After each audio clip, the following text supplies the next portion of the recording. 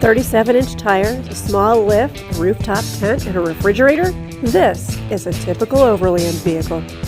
With 29-inch tires and a cooler, most Overlanders would pass this vehicle by. So why then would we take this out to enjoy 24 hours of overlanding adventure?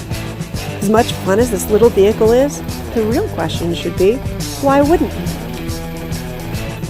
And that's exactly why this spring morning found Bill and I packing up the trailer in the Mahindra Roxor, saying a short farewell to our farm dog Nash, and then driving out on the nearest dirt track. The first thing you're going to notice is that these are really tight quarters for 2 dogs and 2 people. You get evicted from the seat?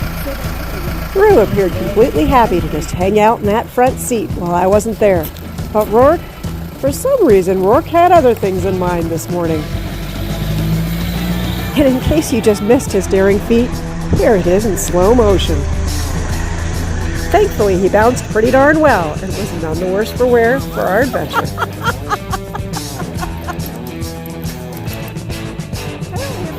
After Rourke's little gymnastic escapade, we decided maybe while I was filming, he needed to take a ride in the back of the Roxor instead of that front seat.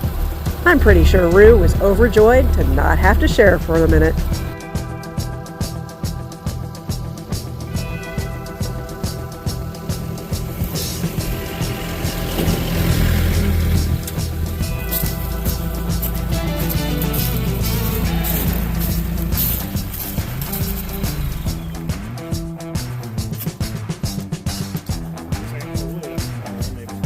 Assume you're not going that way.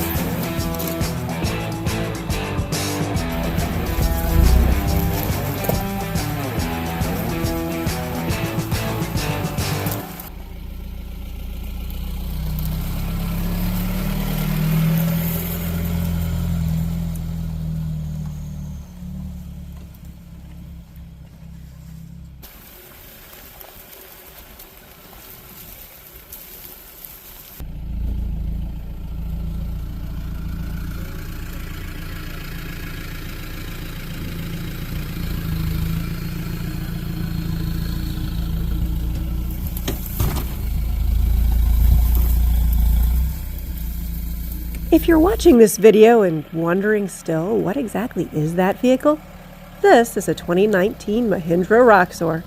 We bought it to replace an old farm vehicle that had just broken down and wasn't very functional, because Bill and I have to cut and haul a lot of wood for the wood burner that's the sole source of heat for our residence.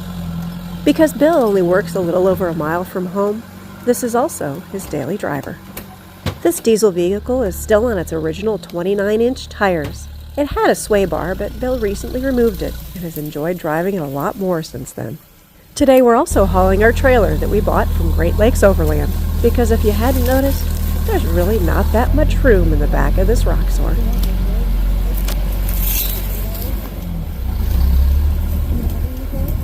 Although most Overland vehicles have skid plates or armor underneath, this Roxor, not so much, which leads to a lot of issues like this.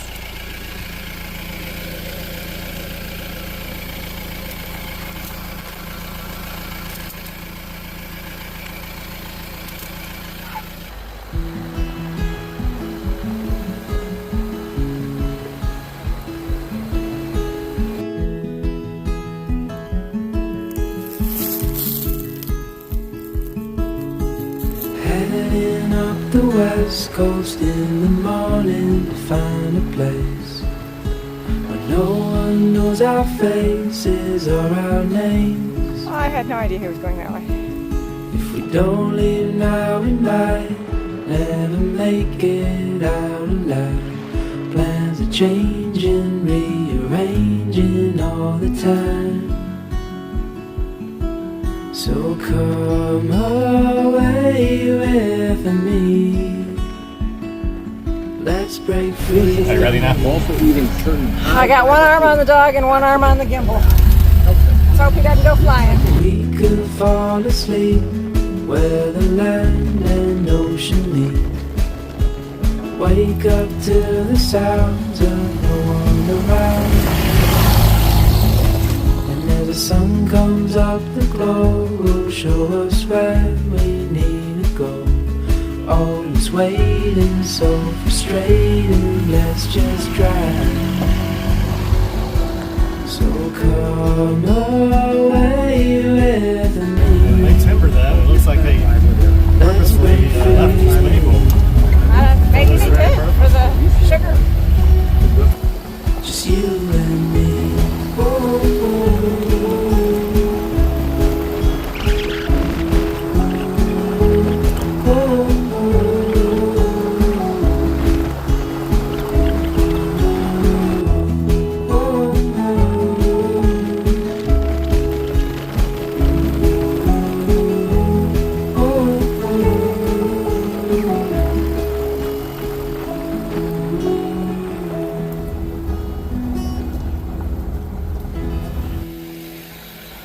How much do you really know about the 50 miles surrounding your house?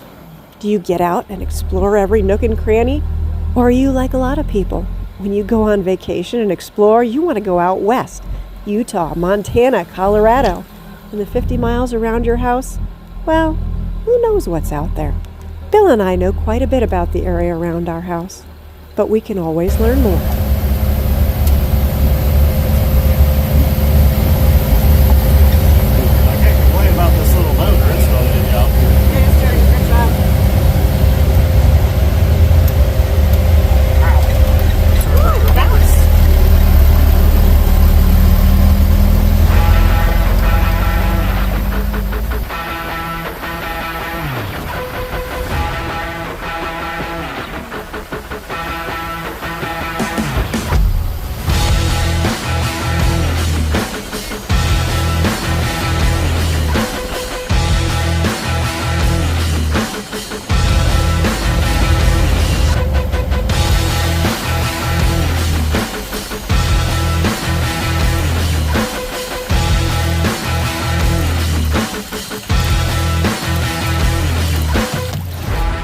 Our home in Ohio really doesn't have any of those fancy Forest Service roads, but dirt and gravel township roads, we have those aplenty. Sometimes you just have to hope they're not underwater today. Isn't this normally when it does flood? I'm not sure. I think you're right. Spring usually is when it's flooded. It's not really up that much compared to what normally you would see. No, it's not bad at the moment.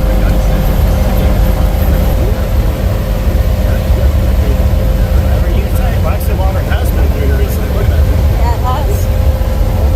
Yeah, this is where I lost my ground. And in rare instances on those roads, you can find a beautiful view.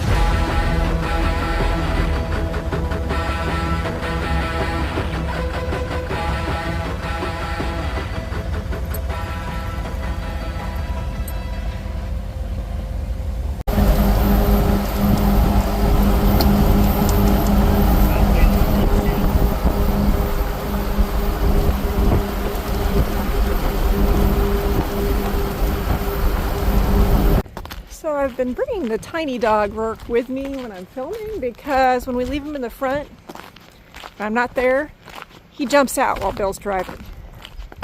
And well, having him jump out while Bill's driving is just a bad idea. And I can stick him in the back, but that's not a lot of fun either to stick him in the back. Let's see what I think about right about here. In addition to those township roads and views, you can also occasionally find a gem like this one.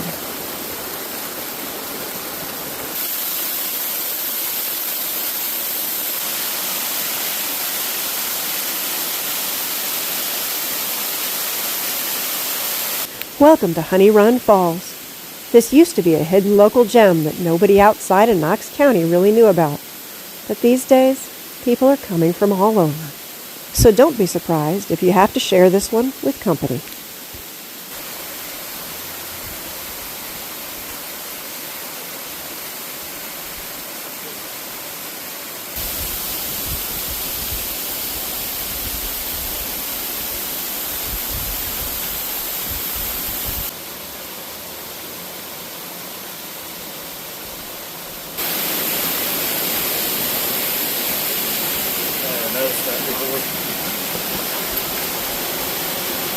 September 22nd, 1900 something. I can't read the last date. Stuff up here that's all worn away. Is there?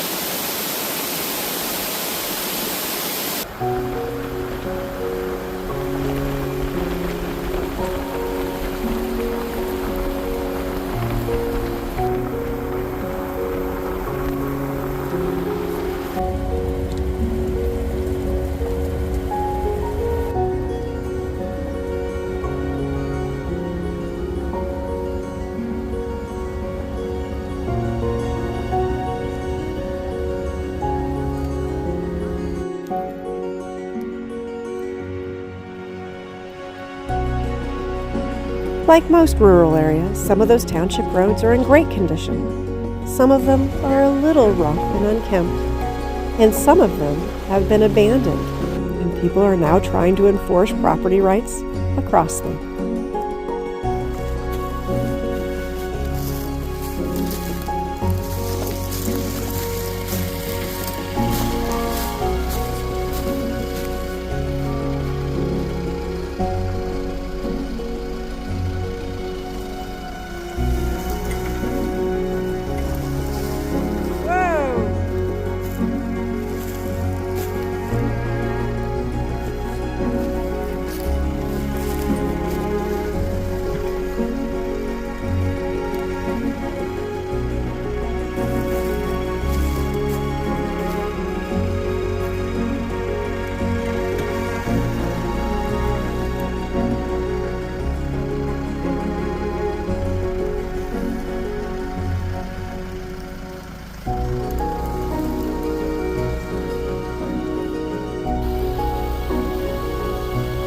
When Bill and I decided that we wanted to take a trip with the Roxor and the trailer locally, we reached out to an acquaintance that we knew might still have property along the river.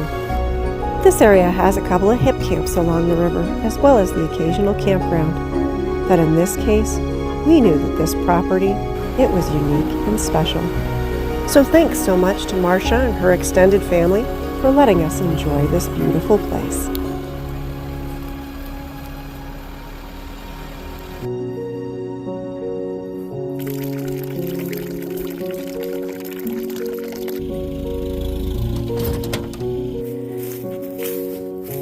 You're whiny. In 2015, Bill and I bought a used 2013 Rubicon Gladiator JKU. It had 40,000 miles on it, and for a while it was my daily driver. It wasn't until after 2020 and the COVID epidemic that we finally decided to get out and use that Jeep for what a Jeep is made for. But just having the Jeep, we found something was missing. And that's why in 2022, we bought this Overland trailer. Because that way we could both go jeeping and camping in beautiful places like this.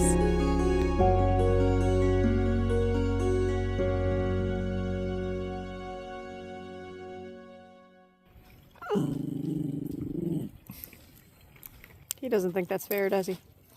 I think this is where I camped when I was about 8 years old as a Cub Scout. That's pretty cool. I didn't even realize it. That's pretty cool. Hi, Roo. So yeah, we've got the hill behind us here that's called Eagle's Nest, and this is the Mohican, and you can see the bridge down there that we were trying to get to earlier, that we did make it to the other side at one point. There's also a hip camp right on that bridge. Are you gonna jump? I hope not. Hopefully the dogs aren't gonna jump either. So it's just something to keep in mind, that you don't have to spend an arm and a leg. Sometimes if you ask around, talk around, you can find out that you know people that have a place like this on the river and are more than happy to let you come down and hang out and camp out for the night. I think a lot of people in the world, they go out and they want to explore everywhere and enjoy everywhere. Let's go out to Utah, let's go out to Colorado, and a lot of times you know those places better than you know the 100 miles around your own house. There's bound to be hidden gems everywhere you're looking. So we've driven down here. Marsha brought us down and showed us the site. Both Bill and I are familiar with this site. There's actually a multi-purpose trail not very far from here. And I remember walking that multi-purpose trail and walking down here. So this is a really cool spot. It's literally right on the river. I mean, where else are you going to find a bathtub full of water? Yes, little dog, you can drink out of that if you want. This is one of the unique aspects of this place. Because the evening was still so pleasant and sunny, Bill and I first decided to go take a walk and explore the area.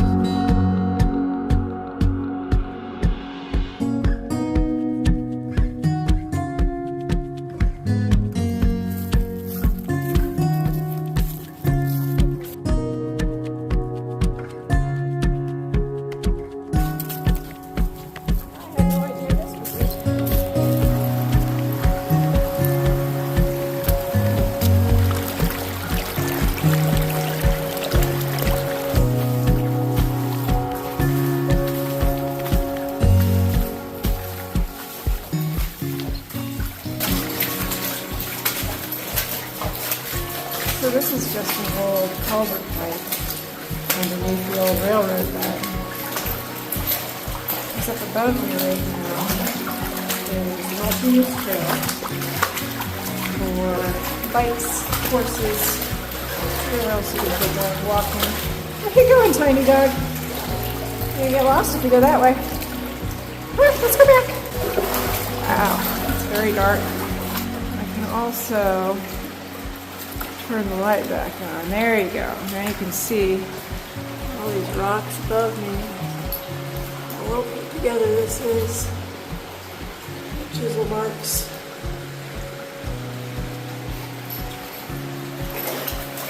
So yeah, it's just a huge culvert pipe. There's actually stone underneath my feet also. It's not sandy, muddy, anything like that. It's completely a sheer face of rock underneath me. It's a little slick. I have to be careful because it's a little slick. And as my light can actually see my face, you can see the exit way back there behind me. So it's just really cool because when you're world, it's not all the time. I've walked this trail probably a couple other times because I used to have a house just near here and I would always go down the field behind my house and walk to the trail and then walk up Acres of Dreams and back. I could walk into town if I needed to, go to church, whatever it was I was going to do. And I'll tell you this, I had no idea this was down here. It's beautiful. It's a piece of work, a piece of art. Very, very cool indeed. Come on, you can do it. You can do it, come on, there you go. There you go, you can make it over to the next one, come on. And now this way, come this way. Come this way. There you go. Now you can make it. There you go, buddy. Are you on dry ground again?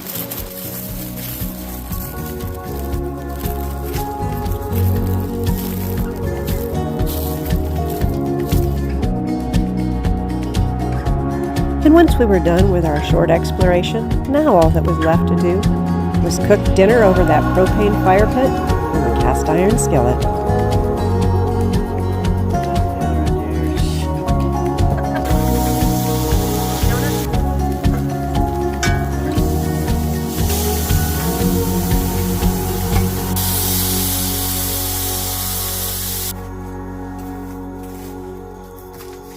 that's a better spot because then I can get a better picture of you right there. He's gonna dive up here. He wants to. And Rue is just down here because she's very patient. She knows I'll give her a bite or two. Here you go. Bill doing what? Something important. Watching my girlfriend on YouTube. You watch your girlfriend on YouTube an awful lot, don't you? And just like that, we ended one more trip around the sun. And suddenly the sun was coming up again, and the birds were calling us to wake up. Whoa, jeez. Gosh, I was lucky. You know what? It's over there. I thought I was going to fall in the flipping river. I couldn't remember if there was something behind me or not. So there's kind of an incline behind me over here.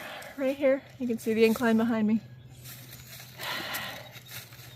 I still don't have great balance on my broken foot. I keep calling it my broken foot. Theoretically, the bones by now are healed. It's just the tendon that still hurts like crazy. It'll take time to heal. And the nerves that still can't feel a toe or two. They'll come back someday, right? But yeah, I just fell down that incline behind me. Luckily, I fell backwards onto some rocks behind me instead of into the river. That would have stunk this morning. But it's actually warmer this morning than it was last night. We had a pretty decent night. It was pretty darn cold when we first went to bed. Bill forgot his CPAP, so Taylor was thankfully local enough that she could run over there and bring it over and come back and bring it in. So when she came in, she had an extra blanket in her vehicle and she gave it to us. So I was appreciative of that because it was colder than we thought it was going to feel. We did not bring the diesel heater thinking 40s was warm enough, and for me, whatever reason it wasn't. Bill was fine, but I was not warm. And now Bill is staring at me because he's waiting impatiently for me to go find my teacup. Well, I need it now. The water's Okay.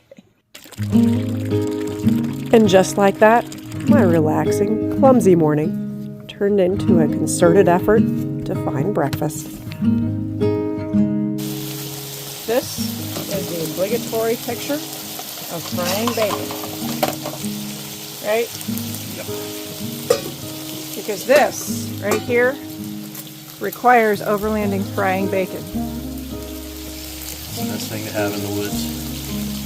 So is this what happens when your wife forgets the maple syrup and French toast? Yep, we're just gonna have scrambled eggs.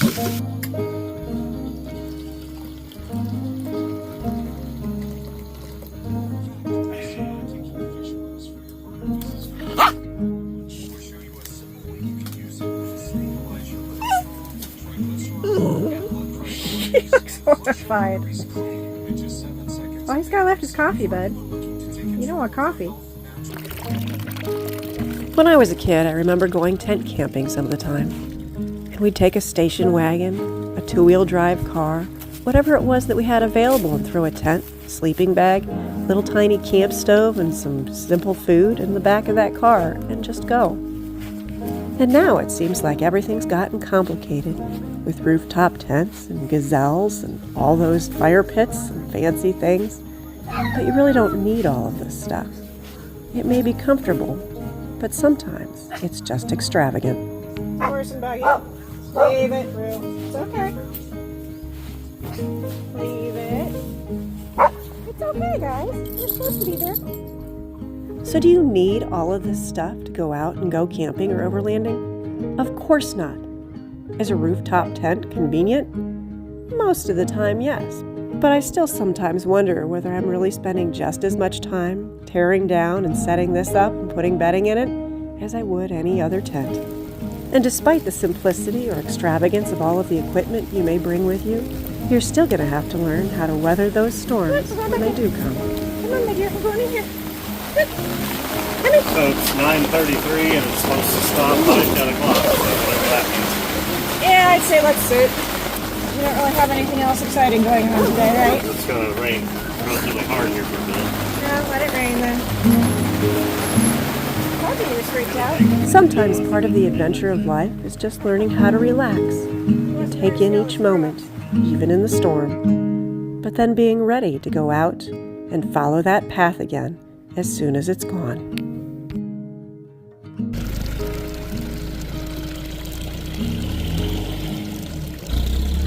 Not far from this campsite is a little town called Danville. has less than 1,000 residents these days. The farming community of Danville was created in 1813 and was named after Daniel Sapp, a veteran from the War of 1812 who lived in the area. But if you think that's the end of the story, it isn't. Because 2 other tiny villages grew up right alongside Danville. One of them sprang up after an incident with a horse. In 1871, the Marshal of Danville, he arrested Jacob Ross for riding his horse on the gravel sidewalk. Ross would ride in to get his mail on a daily basis, and he didn't like riding through the mud and the dirt when it was raining. But he also rode at breakneck speed up those sidewalks, causing people to run to the left and the right. After his arrest, Ross established Rossville, literally right next to Danville, just out of spite. 9 years later, a completely different man decided to do the same thing and established Buckeye City immediately next to Rossville. Eventually, Rossville was absorbed into Buckeye City, and by 1924, when the railroad came to town and insisted on calling the depot the Danville Depot, Buckeye City became absorbed into Danville, and all 3 villages started operating as one. Today, Ross Street in Danville still stands testament to the man who was arrested for riding his horse on the sidewalk. I didn't expect you guys to come along. Why didn't you stay there, Rourke? Nope, he jumped. He jumped. He tries to be.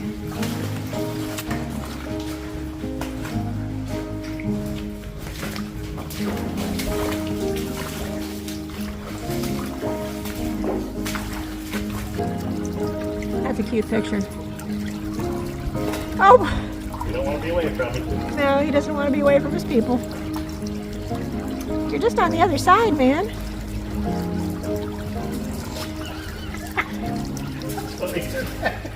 Poor roll off of there on the side. You want? Poor guy. He's like, no, I'm going to choose to get in the water. Maybe that would be fatty. There, he's coming over to you that way.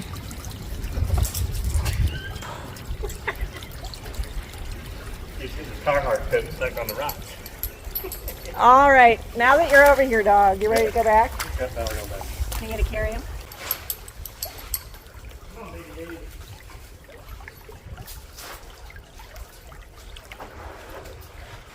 And we've got another one of these culverts that goes under the multi-use trail. They're pretty darn cool, these old culverts that go under the old railroad. The water running through them. Most of them are really shallow once you get in them, but sometimes there's some deep water in front or behind them. Keep in mind, some of them, a lot of these are on private property. This one is on private property. We have permission to be here from the owner. So don't just go traipsing off anywhere and everywhere if you're not sure where you are, whether you're private property or not private property. But these, there are several of them. Some of them are not on private property. You can see all these really cool, you can see all the marks above my head here, the chisel marks, from how they had to hand cut these way back when. It's just amazing.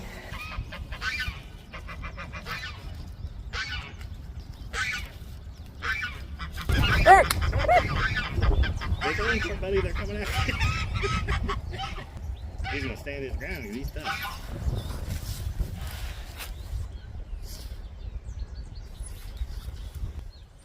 You ready to get going there, Roo? You ready to go home and see Big Dog? Is that what it is? You ready to go home and see Big Dog again? All right. Today, that little village of Danville is known as the gateway to Amish country. So don't be surprised to see all those buggies out on the road. Big Clydesdale's right there. That morning, Bill and I decided to take an alternate route on the way home.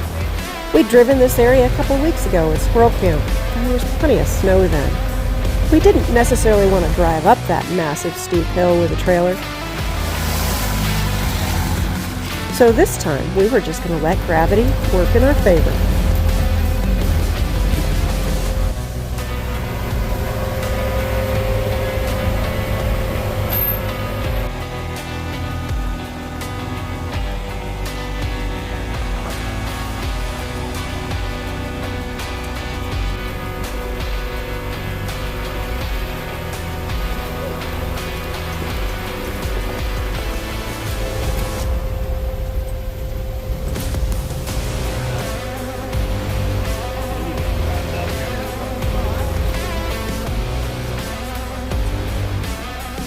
If you ever tried filming yourself on an incline or a decline while driving, you know full well that the video, it just doesn't do it justice. Right about here we realized I should be getting out and taking some video. But that was a lot easier said than done.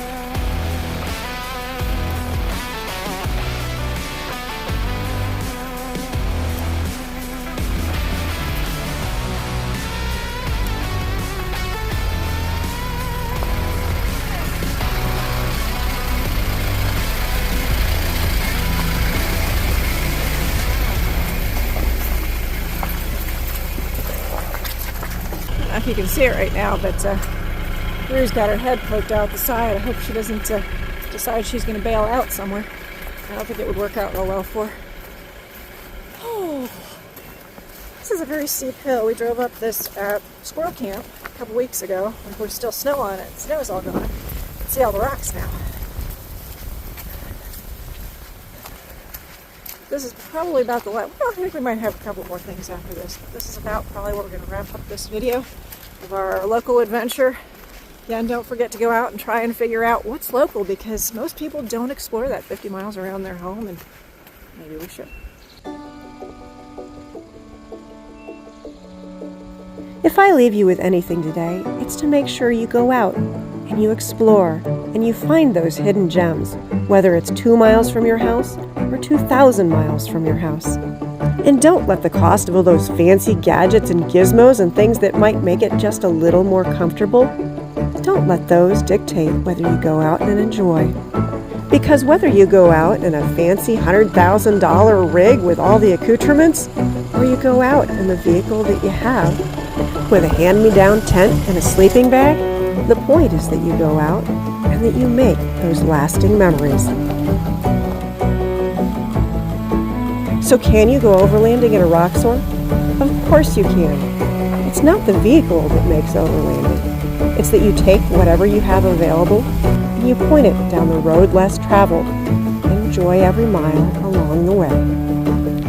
Thanks so much for joining us. And if you enjoyed this video, I hope you'll like, comment, and subscribe. But until we see you again, go out and find your own adventure.